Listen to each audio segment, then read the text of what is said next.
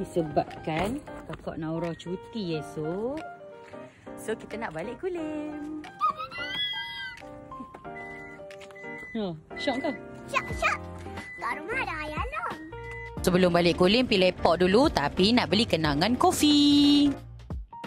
Ada karakter baru Kapibara. Dapat. Jom kita ke lepak dulu sebelum kita balik Kulim. Malam ni kita lepak dekat Menara Alostar. Nak main taman mainan? Sementara Naura nak pergi main. So jom kita makan dulu. Kita makan dulu set. Kita ada air raspberry tiramisu. Lime. Kakak main. Aha. Kakak tak balik kau sendiri. Jangan. Bahaya macam tu. Mak ada kerja makan lah. Ni raspberry tiramisu cake.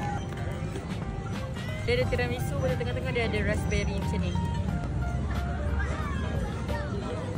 Masuk jom.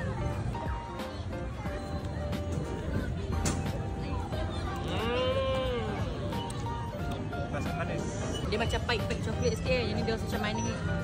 Apa benda ni tak habis lagi ke? Donat pula. Donat tak ada lubang ah?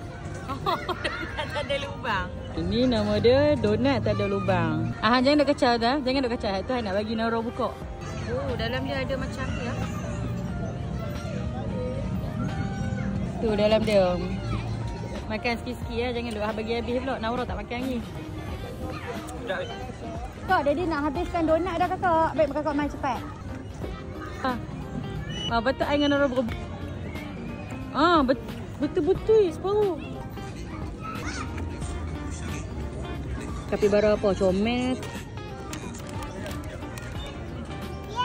Kapibara. Tunjuk kat Mami. Mari tengok. Macam tu.